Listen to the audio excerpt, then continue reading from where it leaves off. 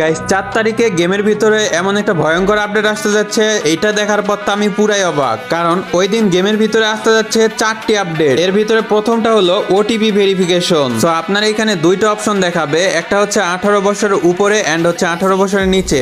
So 18 বছরের উপরে হলে আপনার ইজিলি গেমে প্রবেশ করতে পারবেন, কিন্তু 18 বছরের নিচে হলে এখানে আপনার প্যারেন্টসের নাম্বার চাইবে। নাম্বার দেওয়ার পরে সেই নাম্বারে ওটিপি যাবে এন্ড ওই ওটিপিটা দিয়ে আপনাকে আপনার অ্যাকাউন্ট ভেরিফাই করতে হবে। তো এরপরে আছে প্লে টাইম লিমিট। যারা কিনা 18 বছরের নিচে সিলেক্ট করেছে তারা কিন্তু গেমটা জাস্ট 3 ঘন্টার বেশি খেলতেই পারবে না, আর যারা 18 বছরের উপরে সিলেক্ট করবে তারা মাত্র 6 ঘন্টা খেলতে পারবে, এর বেশি খেলতে পারবে না। যারা র্যাঙ্ক পুশ করবে তাদের তো কি আর বলবো, শেষ। তো এরপরে আছে ব্রেক রিমাইন্ডার। মানে ধরো তুমি ভাই 2 ঘন্টা ধরে টানা গেম খেলতেছো, তো ওই সময় তোমাকে রিমাইন্ডার দিয়ে দিবে এন্ড গেমটাকে ব্রেক করতে বলবে যে এখন খেলো না ভাই, তুই পরে খেল। তো এরপরে আসা যাক আপডেট নাম্বার 4।